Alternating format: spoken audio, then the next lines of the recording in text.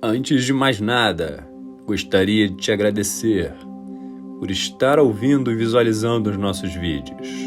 Inscreva-se no canal, ative os sininhos para as notificações, curta, comente, compartilhe. Assim você ajuda a espalhar as bênçãos de Deus. Capítulo 1 Introdução.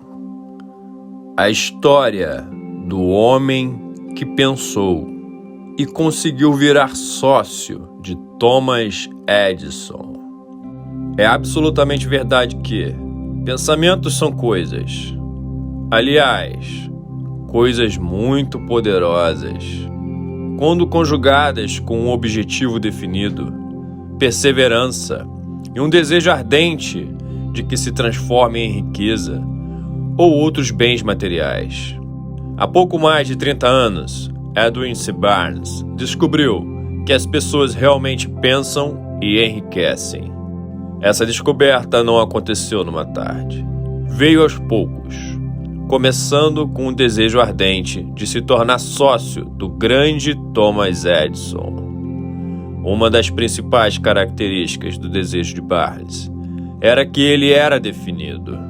Ele queria trabalhar com Thomas Edison e não para ele. Observe com todo o cuidado a descrição de como ele traduziu esse desejo em realidade e você terá uma melhor compreensão dos 13 princípios que levam à riqueza. Quando esse desejo ou impulso de pensamento passou primeiro por sua cabeça, ele estava pronto a realizá-lo. Mas havia duas dificuldades pelo caminho. Ele não conhecia Thomas Edison e não tinha dinheiro suficiente para pagar a passagem de trem para Orange, em Nova Jersey.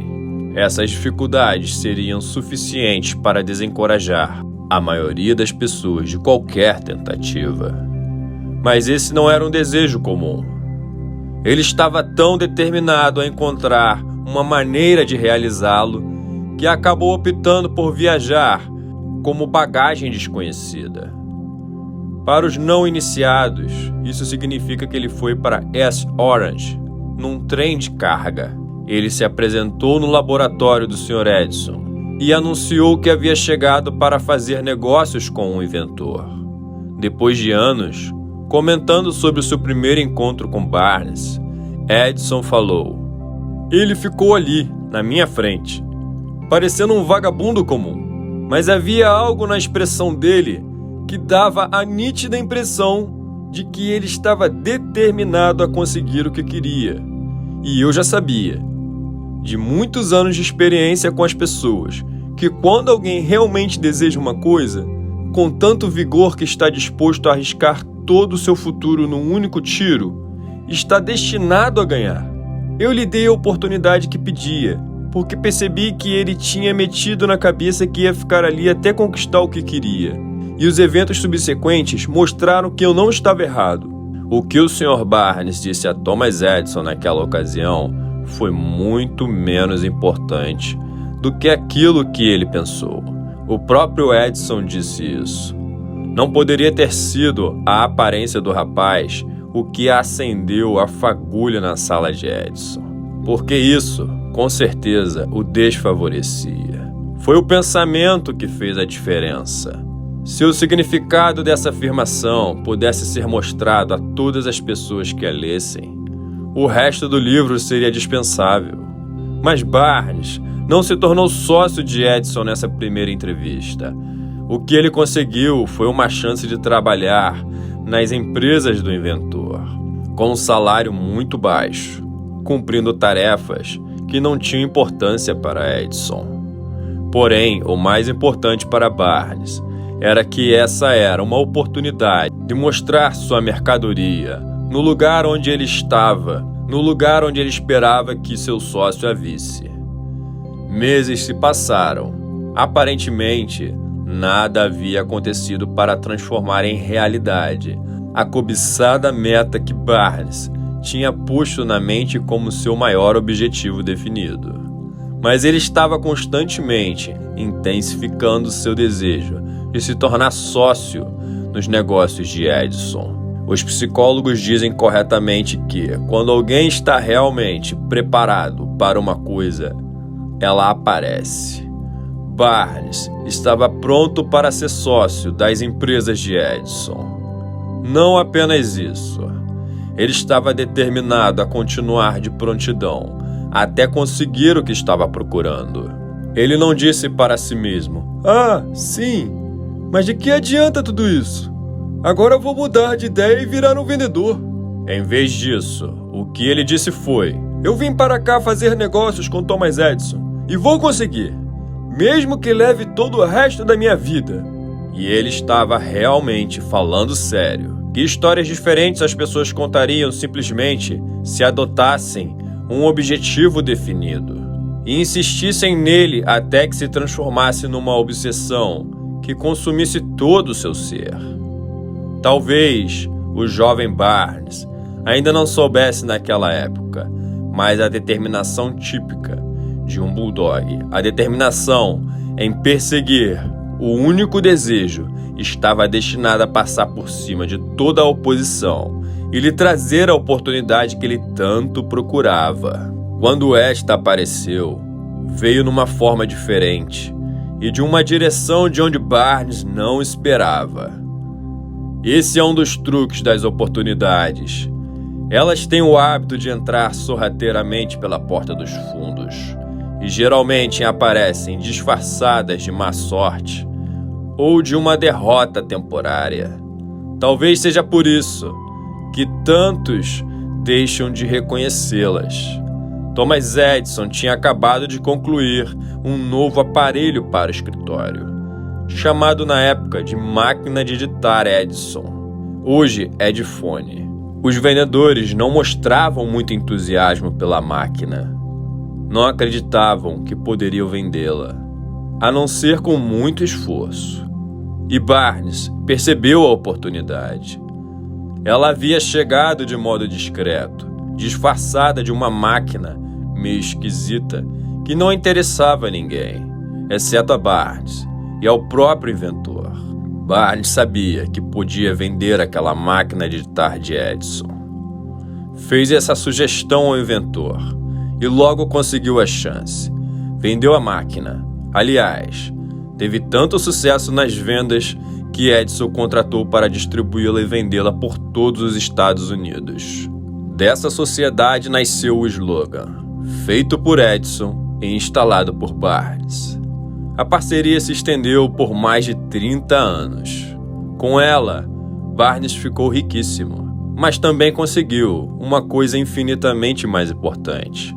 Ele provou que alguém pode realmente viver com base no pense e enriqueça. Quanto valeu em dinheiro aquele desejo original de Barnes? Eu realmente não tenho como saber. Talvez tenha lhe rendido uns 2 ou 3 milhões de dólares. Mas a quantia, qualquer que seja, é insignificante se comparada com o bem maior de ter conquistado o conhecimento definitivo de que um impulso de pensamento pode ser transformado numa contrapartida física, mediante a aplicação de princípios bem conhecidos. Barnes pensou e conseguiu virar sócio do grande Thomas Edison. Pensou e conseguiu ganhar uma fortuna. E não tinha nada com o que começar, exceto a capacidade de saber o que queria e a determinação de persistir nesse desejo até alcançá-lo. Ele não tinha dinheiro para começar, tinha pouquíssima educação, nenhuma influência, mas tinha iniciativa, fé e a vontade de vencer. Com essas forças intangíveis, ele se fez o braço direito do inventor mais importante de todos os tempos. Agora, examinemos uma situação diferente e estudemos um homem que tinha muitas riquezas concretas, mas perdeu tudo porque desistiu quando estava a 1 metro da meta que tanto procurava. A 1 metro do ouro. Uma das coisas mais comuns do fracasso é o hábito de desistir quando se está tomado por um sentimento temporário de derrota.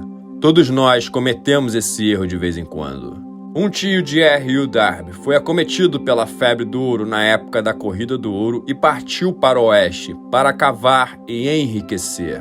Nunca tinha ouvido falar que mais ouro foi retirado do cérebro dos homens do que daquela terra. Ele obteve um terreno e se pôs a cavar com pá e picareta. Era uma vida difícil, mas sua fome de ouro era enorme. Após semanas de trabalho, ele foi recompensado pela descoberta de uma jazida importante, mas precisava das máquinas para trazê-la à superfície. Discretamente, ele cobriu a mina e voltou para casa, em Williamsburg, Maryland, e contou aos parentes e a alguns vizinhos da sua sorte. Eles fizeram uma vaquinha para comprar as máquinas e mandaram tudo para lá. O tio e Derby voltaram para trabalhar na mina. O primeiro carreto de ouro foi retirado e mandado a uma fundição. O resultado mostrou que eles eram donos de uma das minas mais ricas do Colorado. Mais alguns carretos de ouro e pagariam todas as dívidas. Depois viriam os lucros. Quanto mais fundo as máquinas cavavam, mais alto subiam as expectativas de Derby e de seu tio. Foi aí que alguma coisa aconteceu. Eles tinham chegado ao fim do arco-íris. E o pote de ouro não estava lá. Eles continuaram a cavar, tentando desesperadamente pegar a mesma jazida, mas sem sucesso algum. Até que, finalmente, eles preferiram desistir. Venderam as máquinas a um ferro velho por algumas centenas de dólares e pegaram o trem de volta para casa. Alguns donos de ferro velho são burros, mas esse não. Ele chamou um engenheiro de minas para examinar o local e fazer alguns cálculos. O engenheiro falou que o projeto tinha fracassado porque os donos não sabiam lidar com as falhas geológicas. Seus cálculos indicavam que a jazida seria encontrada a menos de 1 metro de onde os Derbys haviam parado de cavar.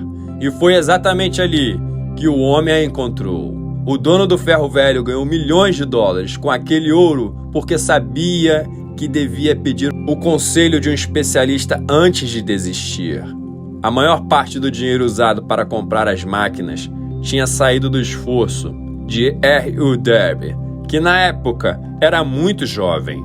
O dinheiro veio de parentes e vizinhos que acreditaram nele, e ele desenvolveu tudo o que pegou, mesmo que tenha levado anos para isso. Muito tempo depois, o Sr. Derby conseguiria recuperar o prejuízo muitas vezes, quando descobriu que o desejo pode ser transformado em ouro. Foi uma descoberta que ele fez depois de começar a vender seguros de vida, sempre se lembrando de que havia perdido uma fortuna porque parara de cavar a menos de 1 metro de onde estava o ouro. Derby aproveitou essa experiência no novo trabalho, simplesmente falando para si mesmo: "Eu desisti a menos de 1 metro de onde estava o ouro, mas nunca mais vou desistir, só porque as pessoas dizem não quando eu pedir para elas comprarem um seguro." Derby faz parte de um seleto grupo de menos de 50 pessoas que conseguem vender mais de $1 milhão por ano em seguros de vida. Ele aprendeu a nunca desistir, com a lição que aprendeu quando desistiu fácil demais de sua mina de ouro. Antes de o sucesso entrar na vida de uma pessoa, ela com certeza vai ter que lidar com muitas derrotas temporárias, talvez alguns fracassos. Quando a derrota chega para alguém, o caminho mais fácil e lógico é desistir. E é exatamente o que a maioria das pessoas faz. Mais de 500 dos homens mais bem-sucedidos dos Estados Unidos contaram a este autor que seu maior sucesso veio um passo após aquele ponto em que a derrota havia deixado atordoados. O fracasso é um trapaceiro argiloso e muito irônico. Ele se diverte esticando o pé para alguém tropeçar quando o sucesso está bem ao seu alcance. Uma lição de persistência por 50 centavos. Pouco depois de o Sr. Derby ter se formado na Universidade dos Golpes da Vida e ter decidido lucrar com a experiência em mineração, ele teve a boa sorte de presenciar um acontecimento que lhe mostrou que um não significa necessariamente não. Certa tarde, estava ele ajudando o tio a moer trigo no moinho antigo. O tio era dono de uma grande fazenda onde moravam alguns lavradores negros, que tinham direito à parte do que plantavam. Silenciosamente, a porta se abriu e uma pequena criança negra, filha de um dos lavradores, entrou e se postou junto à porta. O tio ergueu os olhos, viu a menina e rosnou para ela bruto: "O que você quer?" A menina respondeu tímida: "Mamãe disse para o senhor mandar 50 centavos para ela."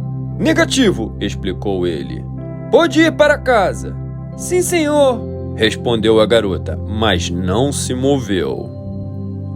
O tio continuou trabalhando, tão ocupado que nem percebeu que a menina não tinha saído. Quando voltou a olhar e viu que ela permanecia no mesmo lugar, ralhou com ela: "Eu já mandei você ir para casa. Se manda, senão vou te bater." A menina voltou a dizer: "Sim, senhor", mas não se moveu 1 centímetro. O tio deixou cair a saca de grãos, que estava prestes a despejar na trituradora. Pegou uma tábua e partiu para cima da menina, com uma expressão ameaçadora no rosto. Derby prendeu a respiração. Estava convicto de que iria testemunhar um assassinato. Sabia que o tio estava estourado. E também que uma criança negra não devia desafiar um branco naquela parte dos Estados Unidos. Quando o tio chegou perto da criança, ela rapidamente deu um passo à frente, encarou-o nos olhos e gritou do alto da sua vozinha aguda: "A mamãe precisa desses 50 centavos!" O tio parou, olhou para ela por uns instantes, largou a tábua no chão, colocou a mão no bolso, tirou meio dólar e deu para ela. A menina pegou o dinheiro e lentamente recuou para a porta, sem jamais desviar os olhos do homem que ela acabara de conquistar. Depois que ela saiu, o tio se sentou numa caixa e ficou olhando para o nada, pela janela, por mais de 10 minutos. Estava pensando, impressionado, na surra que tinha acabado de levar. E Derby também estava refletindo. Foi a primeira vez em toda a sua vida que ele tinha visto uma criança negra dominar deliberadamente um adulto branco. Como é que ela conseguiu uma coisa daquelas? O que aconteceu com seu tio que fez com que ele perdesse toda a sua fúria e se tornasse dócil como um carneirinho? Que estranho poder foi exercido por aquela criança que a fez controlar um adulto? Esta e outras perguntas semelhantes passaram pela mente de Derby. Mas ele só ia encontrar as respostas anos depois, quando me contou a história. Estranhamente, o relato dessa experiência comum foi feito no velho moinho, no exato local onde o tio recebera a tal surra. E estranhamente, eu também tinha passado quase um quarto de século dedicado ao estudo do poder que permite uma criança negra, ignorante e analfabeta conquistar um homem inteligente. Enquanto nós estávamos naquele velho moinho, com um cheiro de mofo, o Sr. Derby repetiu a história daquela conquista inusitada e perguntou: "O que você concluiu de tudo isso? Que poder estranho aquela menina usou que deixou o meu tio totalmente dominado?" A resposta a essa pergunta será encontrada nos princípios descritos nesse livro. É uma resposta absolutamente completa. Traz detalhes e instruções suficientes para permitir que qualquer pessoa compreenda e ponha em prática a mesma força em que aquela menina por acaso tropeçou. Mantenha a mente alerta e poderá observar exatamente que estranho poder veio ao socorro daquela menina. Falaremos mais sobre ele no próximo capítulo. Em algum lugar deste livro você vai encontrar uma ideia que aumentará seus poderes de percepção e colocará no seu comando para o seu benefício essa mesma força irresistível. Você pode perceber esse poder no primeiro capítulo do livro, ou ele pode invadir sua mente num dos capítulos seguintes. Pode aparecer na forma de uma simples ideia, ou pode vir como se fosse um plano ou um objetivo. Pode fazer com que você volte a pensar em suas experiências de derrota ou fracasso e trazer à tona alguma lição pela qual poderá recobrar tudo o que perdeu. Depois que eu contei ao Sr. Derby sobre o poder que a menininha negra utilizara sem saber, ele logo resumiu todos os seus 30 anos de experiência como vendedor de seguros e sinceramente admitiu que o sucesso que ele obteve nesse campo se deveu em boa parte, a lição que aprendera com aquela criança. O Sr. Derby destacou: toda vez que um cliente em potencial tentava me dispensar sem comprar nada, eu via aquela menina ali, no velho moinho, com os olhos arregalados, brilhando em desafio, e dizia a mim mesmo: tenho que fazer essa venda. A grande maioria das vendas que eu já fiz aconteceu depois que as pessoas me disseram não. Ele se lembrava também do erro que cometeu quando parou a menos de 1 metro de onde estava o ouro. Porém, relatou: aquela experiência foi uma verdadeira bênção disfarçada. Ela me ensinou a sempre continuar, não importa o quanto a estrada seja difícil. E isso era uma lição que eu tinha de aprender, antes que pudesse ser bem-sucedido em alguma coisa.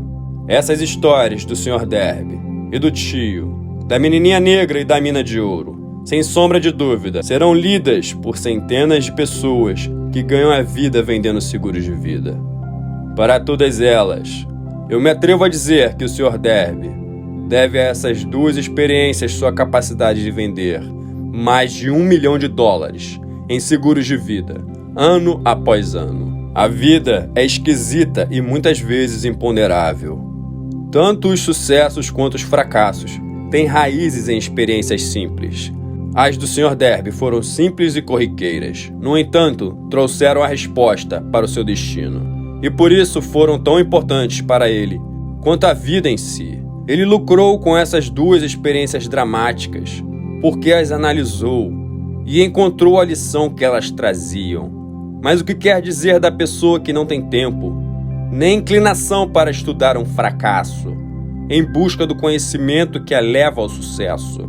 Onde e como ela irá aprender a arte de converter as derrotas nos degraus que levam às oportunidades? Foi para responder a esta pergunta que esse livro foi escrito. E a resposta pediu o desenvolvimento de 13 princípios. Mas lembre-se, quando for ler, de que a resposta para as perguntas que o levaram a questionar a estranheza da vida podem ser encontradas na sua própria mente, através de uma ideia, um plano ou um objetivo que pode vir à sua cabeça enquanto estiver lendo esse livro. Uma ótima ideia é tudo o que alguém precisa para alcançar o sucesso. Os princípios descritos nesse livro são os melhores e mais práticos que existem e lidam com as maneiras e os meios de se gerar ideias práticas. Antes de avançarmos na descrição desses princípios, acho que você tem o direito de receber uma importante informação. Quando o dinheiro começa a entrar, ele vem com tanta rapidez e com tamanha abundância que nos perguntamos onde é que ele andava se escondendo durante todos os anos de vacas magras. Essa é com certeza uma afirmação impressionante, e mais ainda quando levamos em consideração a crença popular de que o dinheiro só vem para quem trabalha duro muitas horas por dia. Quando você começar a adotar a fórmula Pense e Enriqueça, vai perceber que o dinheiro parte de um estado mental, com um objetivo definido, que não exige trabalho duro. Você e todas as outras pessoas devem se interessar em saber como chegar a esse estado mental que atrai o dinheiro. Eu passei 25 anos pesquisando, analisando mais de 25 mil pessoas, porque eu também queria saber como é que os ricos ficaram ricos. Sem essa pesquisa, não haveria este livro. Aqui vale observar uma verdade muito significativa. A depressão financeira começou em 1929 e começou até bater todos os recordes de destruição, até algum momento depois que o presidente Franklin Roosevelt tomou posse. Então a depressão começou a desaparecer. Assim como o eletricista de um teatro aumenta a iluminação gradativamente de modo que a escuridão acaba se tornando luz antes que você perceba, o lugar que o medo ocupava na mente das pessoas acabou se transformando pouco a pouco em fé. Observe atentamente que, assim que você dominar os princípios dessa filosofia e começar a seguir as instruções e aplicar os princípios, sua situação financeira vai começar a melhorar e tudo que você tocar vai começar a se transformar num ativo para o seu próprio benefício. Impossível? De jeito nenhum. Uma das maiores fraquezas da humanidade é o quanto o homem comum emprega a palavra impossível. Ele conhece todas as regras do que não funciona, sabe tudo o que não pode ser feito. Este livro foi escrito para aqueles que buscam as regras que fizeram os outros serem bem-sucedidos e que estão prontos para arriscar tudo nessas regras. Há muitos e muitos anos, eu comprei um belo dicionário. A primeira coisa que fiz foi achar a palavra impossível e, com todo carinho, recortá-la do livro. Não seria nada mal se você fizesse o mesmo. O sucesso vem para aqueles que têm uma consciência para o sucesso. E o fracasso chega para aqueles que, por indiferença, têm uma consciência para o fracasso. O objetivo desse livro é ajudar a todos os que querem aprender a arte de modificar suas mentes de uma consciência para o fracasso em uma consciência para o sucesso. Outra fraqueza muito comum nas pessoas é o hábito de medir tudo, e todos, por suas próprias impressões e crenças. Algumas pessoas que lerem este livro vão pensar que ninguém pode simplesmente pensar e enriquecer. Elas não conseguem pensar como ricas, porque seus pensamentos estão imersos em pobrezas, escassez, miséria, fracassos e derrotas. Esses infelizes me lembram de um famoso chinês que chegou aos Estados Unidos para ser educado à moda americana. Era aluno da Universidade de Chicago. Um dia o presidente Harper conheceu esse jovem asiático no campus e parou para conversar com ele por alguns minutos. O presidente perguntou qual ele achava que era a característica mais visível dos americanos. "Ué", respondeu o chinês, "a abertura esquisita dos olhos de vocês. Os olhos de vocês são muito esquisitos." E o que é que nós falamos dos chineses? Nós nos recusamos a acreditar naquilo que não entendemos. Acreditamos totalmente que nossas limitações são a medida dos limites do homem.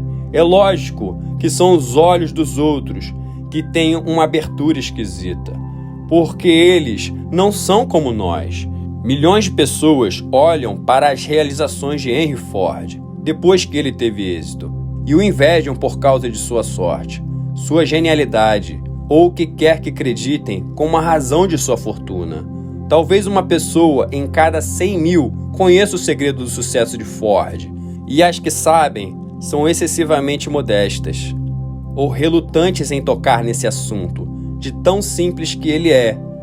Um único exemplo vai ilustrar esse segredo perfeitamente. Há alguns anos, Ford decidiu produzir aquele que seria o hoje famoso motor V8. Ele queria construir um motor com todos os 8 cilindros montados num só bloco e deu instruções a seus engenheiros para fazer um desenho do motor. O desenho foi feito num papel, mas todos os engenheiros concordaram, sem exceção, que era simplesmente impossível montar um motor de 8 cilindros a gasolina numa única peça. "Mesmo assim, tentem de produzir", disse Ford. "Mas é impossível!" "Vão em frente", deu ordem o patrão. "E continue nesse projeto, até dar certo. O tempo que for necessário." Os engenheiros tocaram o trabalho. Não havia mais nada a fazer se quisessem continuar fazendo parte daquela equipe de Ford. 6 meses depois, se passaram e nada aconteceu. Mais 6 meses e nada. Os engenheiros tentavam todo tipo de plano para cumprir suas ordens, mas tudo parecia fora de cogitação. "Impossível!"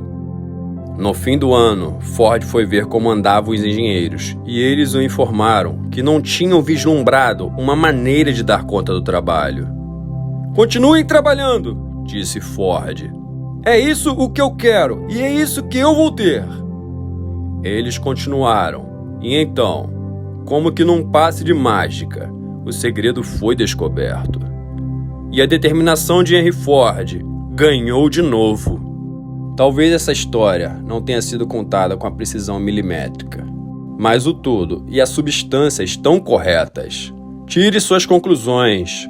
Você que deseja pensar em enriquecer, e deduza, se puder, o segredo para os milhões de dólares de Henry Ford. Não vai ter que olhar para muito longe. Henry Ford é um sucesso porque ele compreende e põe em prática os princípios do sucesso. Um deles é o desejo, saber aquilo que se quer. Lembre-se dessa história de Ford enquanto estiver lendo este livro e selecione as frases em que o segredo de suas realizações notáveis foram descritas. Se conseguir fazer isso, se puder indicar ou grupo específico de princípios que fizeram de Henry Ford um homem rico poderá ter o mesmo resultado que ele, em qualquer profissão. Você é o senhor do seu destino e o capitão da sua alma. Por quê? Quando William Henley escreveu os proféticos versos "Eu sou o senhor do meu destino e o capitão da minha alma", deveria nos ter informado de que nós somos senhores do nosso destino e capitães de nossas almas, porque dispomos do poder de controlar nossos pensamentos. Deveria ter dito a todos nós que o éter em que flutua nossa pequena terra, em que nos movimentamos e vivemos, é uma forma de energia que se move num índice de vibração inacreditavelmente alto, e que esse éter é repleto de uma forma de poder universal que se adapta à natureza dos pensamentos que temos e nos influencia, de uma maneira natural, a transformar nossos pensamentos em seu equivalente físico. Se o poeta tivesse nos informado sobre essa grande verdade, nós saberíamos a razão de sermos senhores do nosso destino e capitães das nossas almas. Deveria ter nos dito enfaticamente que esse poder não tenta diferenciar pensamentos construtivos e destrutivos, que ele nos move a traduzir em realidade física nossos pensamentos de pobreza com a mesma rapidez com que nos influencia a agir com base em pensamentos de riqueza. Ele também deveria ter nos contado que nossos cérebros se magnetizam com os pensamentos dominantes que carregamos na mente. E por meios desconhecidos, esses ímãs atraem as forças, as pessoas e as circunstâncias da vida que se harmonizam com a natureza dos pensamentos dominantes. Ele também deveria ter nos contado que, antes que possamos acumular riqueza em abundância, temos que magnetizar nossas mentes com um desejo intenso de riqueza, que temos que nos tornar conscientes do dinheiro, até que esse desejo nos leve a criar planos bem definidos para adquiri-lo. Mas, como ele era poeta e não filósofo, Henley se contentou em afirmar uma grande verdade na forma de poesia, deixando para aqueles que vieram depois o trabalho de interpretar o significado de seus versos. Pouco a pouco, a verdade se revelou, até que agora parece certo que os princípios descritos nesse livro guardam o segredo do domínio sobre o nosso destino financeiro. Agora estamos capacitados a examinar os primeiros desses princípios. Mantenha a mente aberta e lembre-se, quando estiver lendo, de que eles não foram inventados por ninguém. Os princípios foram reunidos a partir das experiências de vida de mais de 500 homens que realmente acumularam riquezas em grande quantidade. Homens que começaram na pobreza, com pouquíssima educação e sem influência. Os princípios ajudaram esses homens, e você também pode colocá-los a seu próprio serviço, para que seja beneficiado a longo prazo. Vai ver que é fácil, não há dificuldade. Antes de ler o próximo capítulo, eu quero que você saiba que ele traz informações factuais que podem facilmente alterar todo o seu destino financeiro. Uma vez que elas, com certeza, trouxeram modificações sensacionais para as duas pessoas nele descritas. Eu também quero que você saiba que sou fortemente ligado a esses homens e que, mesmo se fosse a minha vontade, não poderia me dar o luxo de tomar liberdades com os fatos. Um deles é o meu amigo mais próximo nos últimos 25 anos, e o outro é o meu filho. O sucesso em comum alcançado pelos dois, que eles generosamente atribuem ao princípio descrito no próximo capítulo, mais do que justifica esta nota pessoal, como forma de enfatizar o enorme alcance desse princípio. Há cerca de 15 anos, eu fiz o discurso de abertura no Salem College, em Salem, West Virginia. Enfatizei o princípio descrito no próximo capítulo com tamanha intensidade que um dos alunos da turma de formandos acabou se apropriando dele e o transformou em parte de sua filosofia de vida. Esse jovem, hoje, é membro do Congresso e importante personagem no governo atual. Pouco antes de este livro ir para a editora, ele me escreveu uma carta na qual dizia claramente sua opinião sobre o princípio do próximo capítulo. E eu decidi publicar a carta como uma introdução ao capítulo. Ela lhe dará uma ideia das recompensas que estão por vir. Meu caro Napoleon, como meu trabalho de congressista costuma me proporcionar vários insights sobre os problemas dos homens e das mulheres, escrevo-lhe para oferecer uma sugestão que tem sido útil a milhares de pessoas dignas. Com as devidas desculpas, tenho que dizer que se essa sugestão for posta em prática, pode significar vários anos de trabalho e responsabilidade para você. Mas eu me sinto impelido a fazê-la, porque conheço o amor que você tem em prestar um serviço verdadeiramente útil. Em 1922, você fez o discurso de abertura no Salem College, quando eu era aluno do último ano. Nesta palestra, você plantou em minha mente a ideia responsável pela oportunidade que hoje eu tenho de servir as pessoas do meu estado e que também será responsável, em larga medida, por qualquer sucesso que eu vier a desfrutar no futuro. A sugestão que tenho em mente é a seguinte: que você reúna num livro toda a palestra que deu no Salem College, de modo a oferecer aos americanos uma oportunidade de lucrar com os seus muitos anos de experiência e de relações com os homens que, por sua grandeza, fizeram dos Estados Unidos o país mais rico do mundo. Lembro-me, como se fosse ontem, naquela belíssima descrição que você fez do método pelo qual Henry Ford, com pouquíssima educação, nenhum tostão no bolso nem amigos importantes, lançou-se à estratosfera. Foi ali que meti na cabeça, antes mesmo de você terminar o discurso, que eu teria o meu lugar no mundo, independentemente de quanta dificuldade tivesse que superar. Milhares de pessoas vão se formar este ano e nos próximos anos. Todas vão procurar exatamente o tipo de mensagem de incentivo que eu ouvi de você. Vão querer saber para que lado se virar, o que fazer para começar na vida.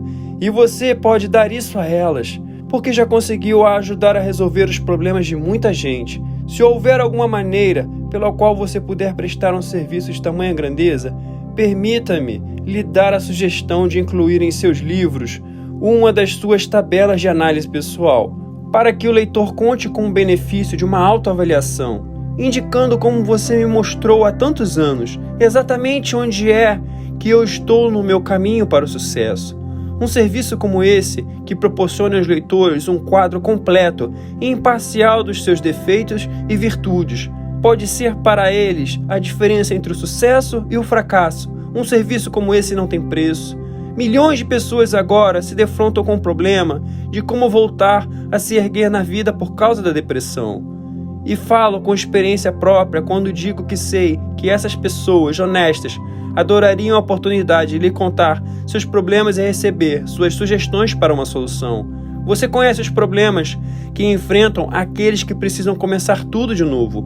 Existem milhares de pessoas nos Estados Unidos que gostariam de saber como poderiam converter suas ideias em dinheiro. Gente que precisa começar do nada, sem um tostão no bolso, e recuperar o prejuízo. Se há alguém que pode ajudá-las, é você. Se publicar esse livro, gostaria de me tornar o dono do primeiro exemplar que sair da gráfica, com um autógrafo seu. Com meus melhores votos, acredite em mim, cordialmente, Janice Randolph.